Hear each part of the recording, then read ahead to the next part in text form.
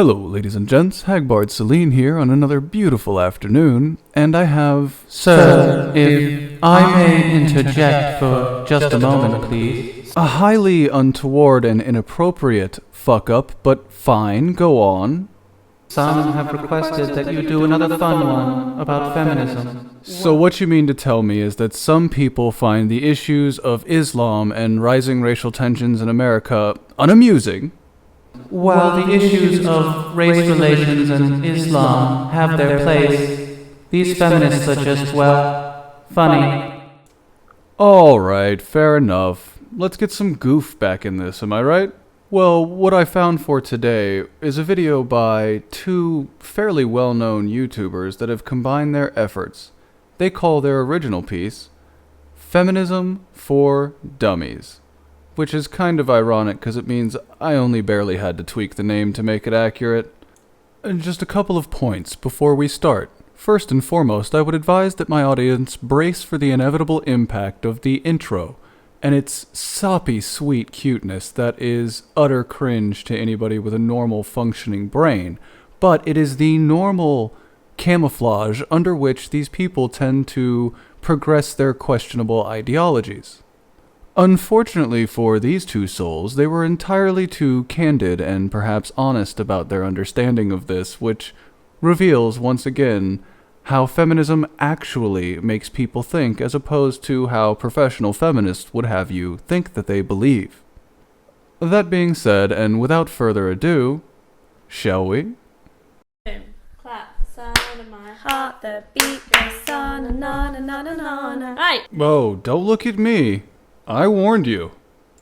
Yeah, hello everyone. Today I'm with my friend Hannah Witten. Hello. This is a real life proper feminist. Oh. She's so professional. I wouldn't necessarily characterize any feminist as a professional. However, she does look a sight more professional than you, as you literally look like you just woke up on that couch from a drunken stupor. No, but in all seriousness. No, in all seriousness, at least have the self-respect before you turn on the camera to brush your hair and dress in something besides pajamas. I mean, I don't have to do that, but I have the self-respect not to turn on the camera. You know a lot about the subject, more than I do. And I did a video on it earlier in the month. I'm gonna hedge my bets and say my drunken stupor comment wasn't far from the truth. I got a lot of interesting Feedback. comments. Feedback, yeah, sure. I'm absolutely sure that you did, and now you get to count me among those people. And are these jump cuts this tight on purpose to make this difficult for me, or are you just really shit at delivering like a full thought as a sentence? Hannah, would you like to introduce yourself? Hi, I'm Hannah. I make sex ed videos and videos about feminism and stuff. In an extremely loose internet definition of the word feminism and sex ed, I'm sure you're right. However, with such beautiful and miraculous titles as My Experiences with Alcohol, History of Lesbianism in 60 Seconds, Big Boobs versus Small Boobs with Ariel, Drunk Advice with Rosaina, Drinking Responsibly with Hannah, Drunk Advice with Lacey Green, Getting to Know Your Vagina. I see that you're not really breaking new or interesting ground, and again, I'm gonna note that I'm thinking my drunken stupor comment was more accurate than when it was a joke. And so I talk about it a lot and think about it a lot. Like I think about it a lot. And read and watch and all of that stuff. I absorb a lot of it. So, you're a tissue? Or a paper towel? Basically, I didn't really know how to sum up my thoughts on most of the topics that were raised in the feedback. What you're saying is that you made a poorly written video, and when people raised points you couldn't answer, you've called on assistance here. And Hannah is your backup. Okay. I feel like talking about it with Hannah will be a good idea. We have a notepad and everything. I imagine that's what every feminist thinks well-researched looks like. I would imagine that's the entirety of Anita Sarkeesian's double and triple-checked research. We wrote it down. Very professional. Exactly. Seriously, Ladies and gentlemen, at what age are we supposed to cut out this cutesy high school bullshit behavior? At what point is it supposed to be aged out?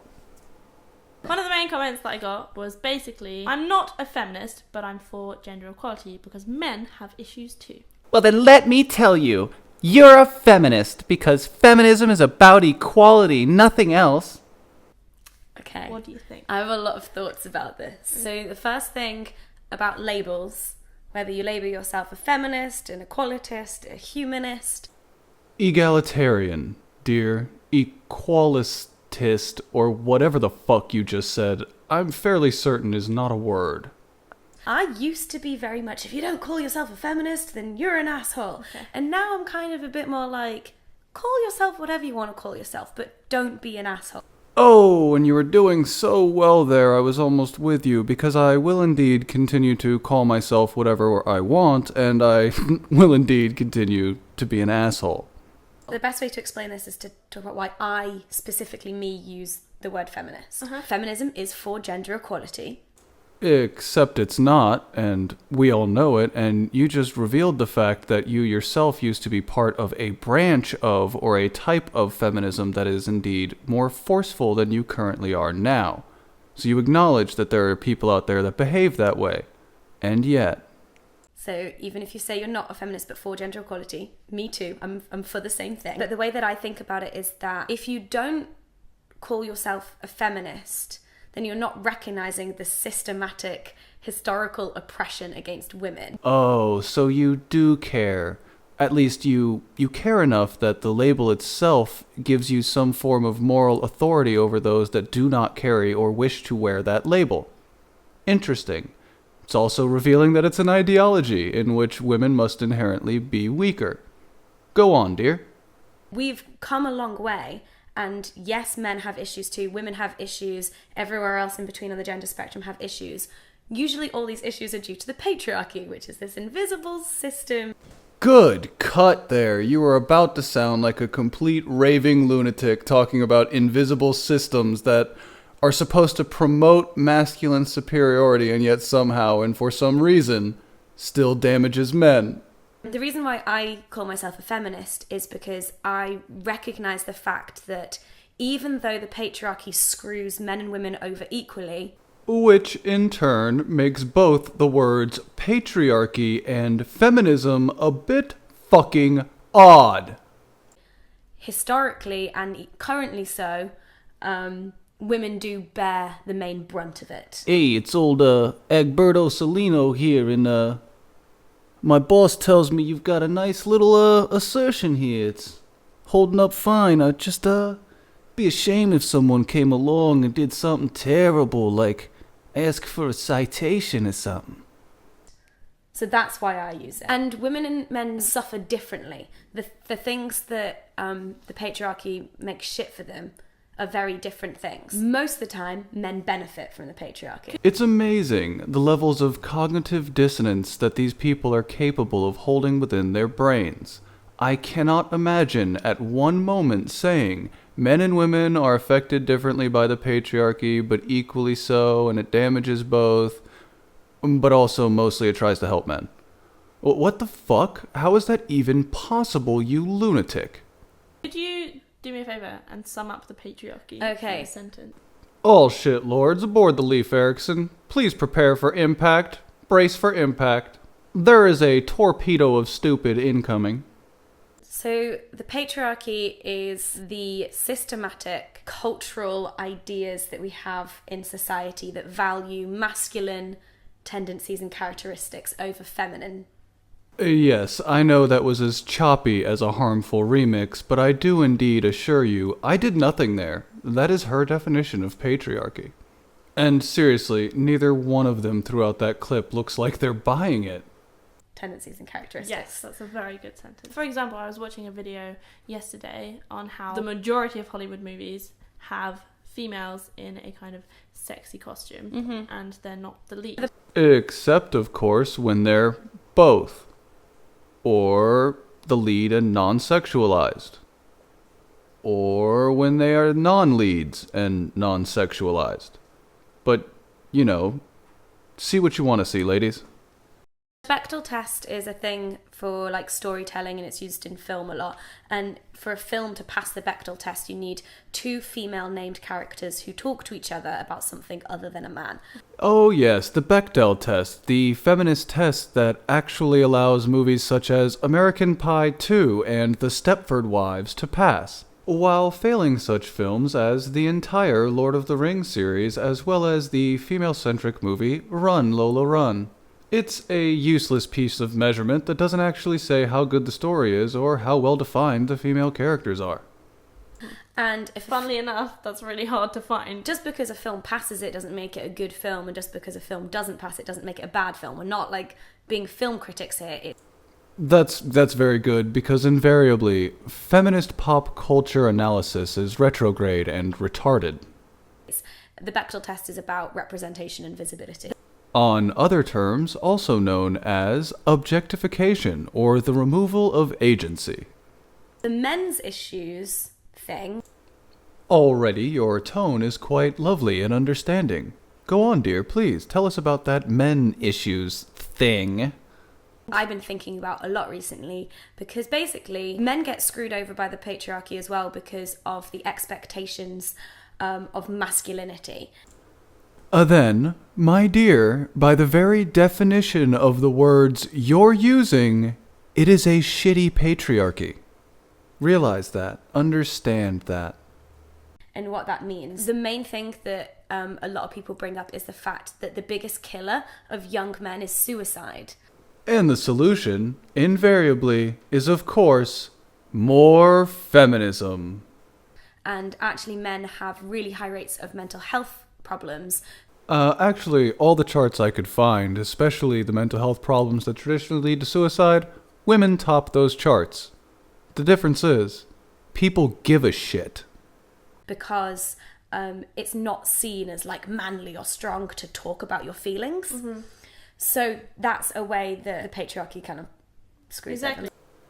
Again, if that's a patriarchy in which men, masculinity, and the feelings of men should be held in supreme, then how exactly is it doing its job if it's causing male suicide and depression?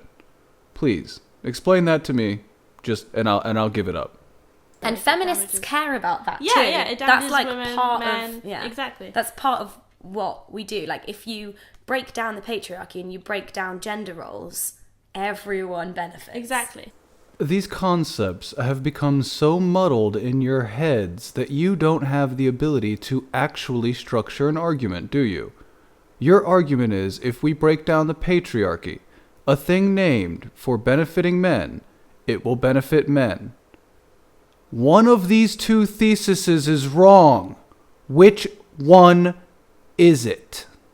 That was very good. Yeah. You're so I'm good trying. At this. I'm so glad you're But here. they're still going to come for us. Oh yeah, absolutely. Yes, ladies, indeed. The patriarchy is here, in form of Hagbard Celine, to mock you and tell you that you're not making any sense. You're just pushing your ideology, which has no basis in reality. Another comment that I saw floating around a lot, which is very fair, was you're just into white feminism. You're too first world. Yeah, so correct. Well done for noticing that we are white and we are feminist. Well, I'm sure that all of the black feminists and womanists will acknowledge the fact that you have just acknowledged your privilege and, oh no, wait, they don't care. You're still the evil, oppressive, race-splitting white feminists that are stealing their men. That said, however, I have absolutely zero doubt that both of your videos predominantly focus on first world problems. Because otherwise you would actually have to do something instead of whinging about silly shit on the internet. That basically means that we're going to have a very particular worldview and a very specific experience of being a woman. Everyone has a different experience of being a woman. Indeed, and that was the Achilles heel to feminism in the 1980s, 90s, and early 2000s that slowly brought it down from pop culture iconery. However, with the rise of Intersectional feminism. Yes, thank you, dear. Intersectional feminism. Feminism got wind in its sails again by simply appropriating all of the struggles of every single human being around the world that wasn't a white male, and saying those struggles were the issue of white males. Is where that comes in, and it's about recognizing different identities. So taking race into account, taking class into account, taking sexuality into account. The bureaucratic nightmare alone in keeping track of all of the concepts that come with intersectionality would require a whole new department of government. Does anyone realize that, do you think? Does anyone realize the level of bureaucracy these people are calling for? All of these different things, and recognizing that everyone's experience is going to be different, and therefore feminism needs to accommodate to the different needs of different women. Feminism needs to do this. Some amorphic concept needs to do this for different types of just women. I thought this was about all people. Are we going to ignore the struggles of third world men? We're going to mess up because we have privilege, and we're going to mess up because there are some things that we just don't notice. Mm-hmm. Indeed. However, that has very little to do with your privilege and a lot to do with your ability to perceive things. Your intellect, maybe. But our job is to sit and listen to people with less privilege than us, and then basically support them. Fair comment if you say you're just white feminists, because yeah, we're white and we're feminists. Yeah. Yes, and we all know that being white inherently makes your opinion less valid and you a lesser human being, right? We have a lot to learn. But I definitely try and practice intersectional feminism. No, dear, you practice Wicca. You're a practicing Jew. You don't practice intersectional feminism. That is a bizarre notion. You are not a doctor. Doctors practice medicine. That is the only time that is used in the correct light. I got an interesting comment that was, this woman was saying that if you put yourself in the mindset that everything is offensive, she was black, and she was saying that if I put myself in the mindset that everything is racist, then I'm going to feel as though everything is racist and everyone's attacking me. And she was like, well, it's similar with sexism. What do you think about that? I think that comment has a basis in reality and fact, because if one is told that everything is racist and one should look for everything to be racist, well, you get 90s jokes about why they put black olives in cans but green olives in glass jars. Or why them Cocoa Puffs gotta be crazy, huh? But Frosted Flakes is great. You see, even black stand-up comedians in the 90s knew that people could take looking at race a little too far. You think you might be doing that with gender by chance? I like to use the analogy of feminist goggles. So once you see the patriarchy, you have these goggles on, and you can't unsee it. Uh-huh.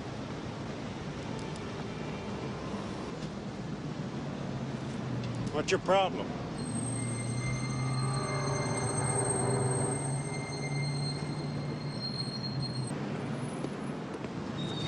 How are you today, sir? Okay, how's it going? Fine, thank you. Thank you, sir. Proof that cis white men are the patriarchy. It's everywhere. It literally is everywhere. You can see it. And it's exhausting, it's tiring, it's scary. But that doesn't mean we can't take them off.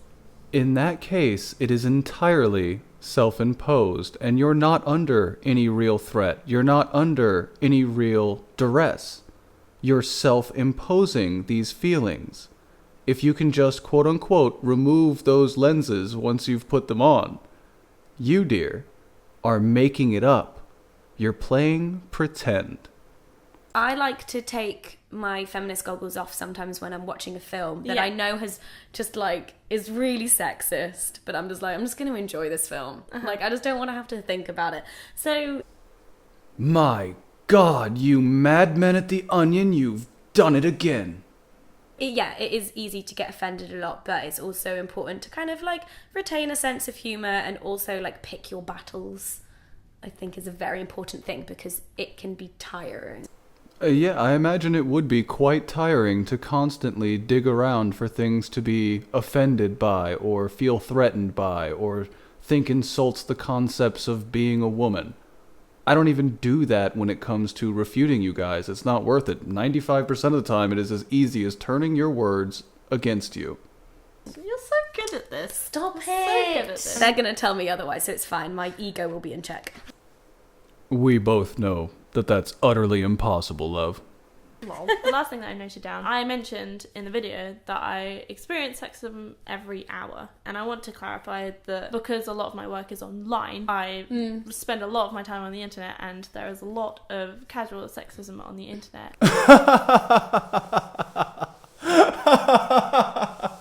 So when you're talking about experiencing sexism every hour, you're talking about people leaving comments on your YouTube page? Oh, for fuck's sake, woman. Casual sexism. Bit of classic casual sexism rape joke here and there. Exactly. Well, like this morning, I went for a run and got catcalled. I hadn't even been awake for an hour. How amazing it must be to hold such power and sway and privilege in the world to be offended at someone paying attention to you. Just imagine that. Imagine the levels of privilege that it takes to sit in front of a camera and say, within an hour of waking up, somebody said I was attractive to my face. Can you even? You just kind of don't mention it because it's just something that happens all the time. For people who don't experience sexism, it's really hard to see. So like for us, it's really hard for us to see racism because we're not victims of it. Well, dear, I have several areas of several countries where you could visit, and I'll tell you, you would experience plenty of racism. I mean, of course, only if that's what you want. I mean, if you feel the need to exercise your privilege, if you will. What I always try and do is listen and believe people when they tell you that they're experiencing something. This is not an isolated mantra. It is spreading like wildfire. The concept that one should simply listen and believe uncritically to get to truth. This is an exceedingly dangerous concept. If someone says, this happened to me because of like sexism, racism, or whatever it is, don't be like, yeah, no, I don't believe you, like, or, but it doesn't happen that often, does it? Or like doubt them or make them doubt themselves. Like you just accept what they say and believe them, like really believe them and support them in whatever way they need. I only let that run for as long as I did because I wanted to make sure I didn't cut this apart to the point where my audience wouldn't recognize what was going on here.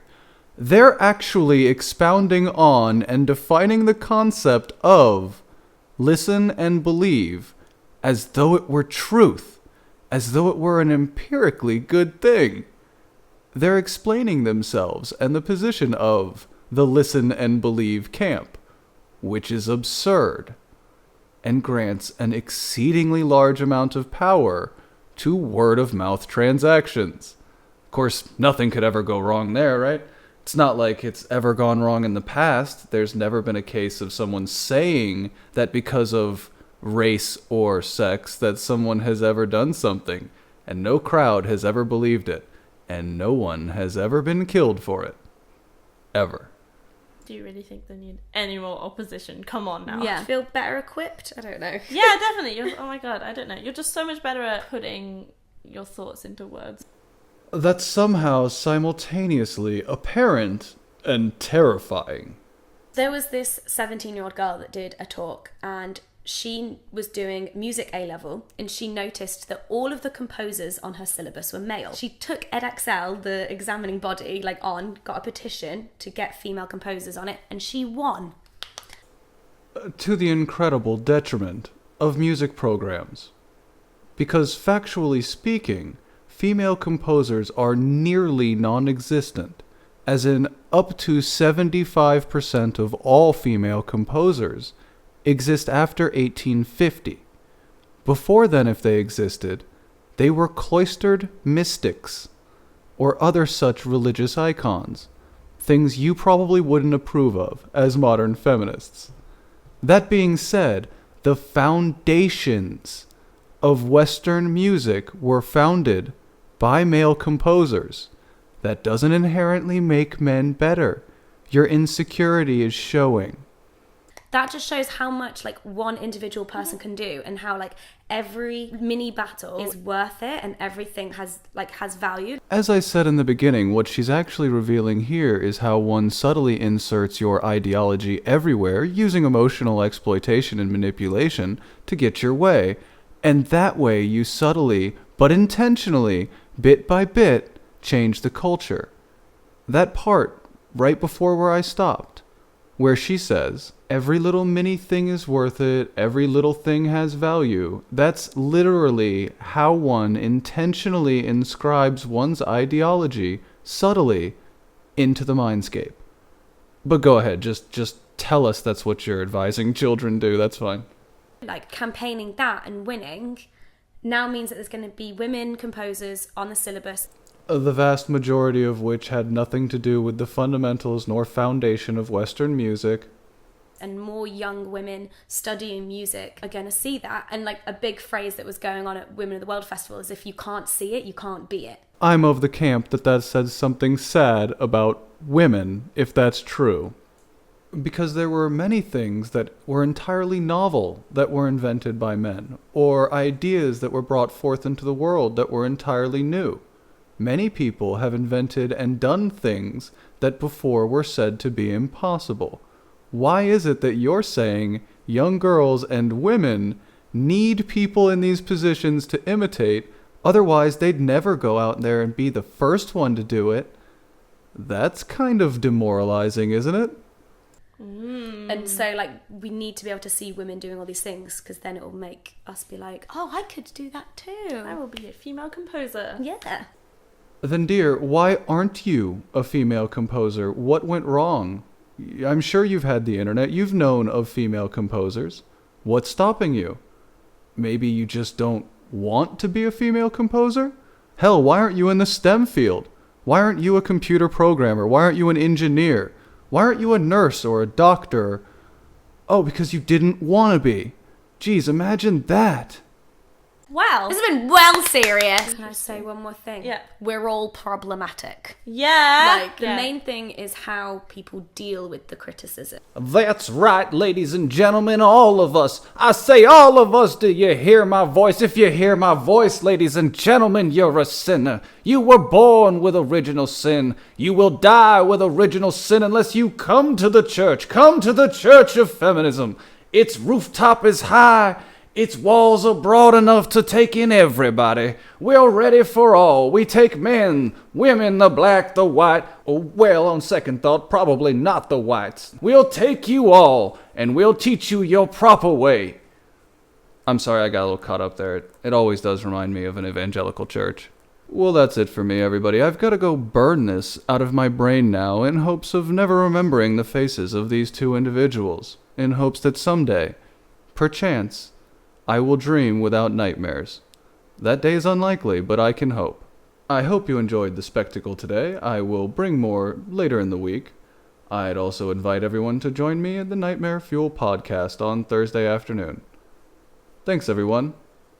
Be safe out there. Goodbye.